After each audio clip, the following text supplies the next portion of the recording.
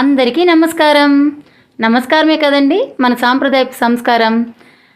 కల్కితో కబుర్లు, సరదాగా కాసేపు. Like, share and subscribe. ఇప్పుడు మనం వైఎస్ఆర్ జిల్లాలోని దేవుని గడప క్షేత్రం గురించి తెలుసుకుందాం.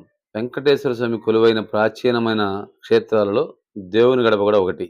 ఒకప్పుడు కడపకి అత్యంత సమీపంలో ఉన్న క్షేత్రం ఇప్పుడు కడపలో కలిసిపోయి కనిపిస్తుంది. వెంకటేశ్వర స్వామి మూర్తి ఇక్కడ ప్రతిష్ఠించక ముందు ఇది హనుమ క్షేత్రంగా ఉండేది. ఆ తర్వాత స్వామివారిని ప్రతిష్ఠించడం జరిగిందని స్థల పురాణం చెబుతుంది.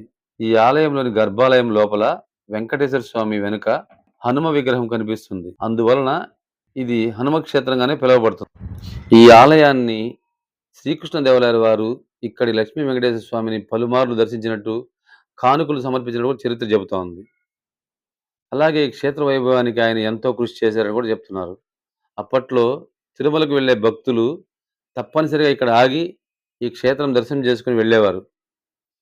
ఇప్పటికి కూడా అలా చేసేవాళ్ళు చాలామంది ఉన్నారు. ప్రశాంతమైన వాతావరణంలో ప్రాచీన వైభవాన్ని అద్దం పడుతూ ఆలయం కనిపిస్తుంది. గర్భాలయంలోని స్వామివారి దివ్యమంగళ స్వరూపాన్ని ఖచ్చితంగా దర్శించాల్సిందే.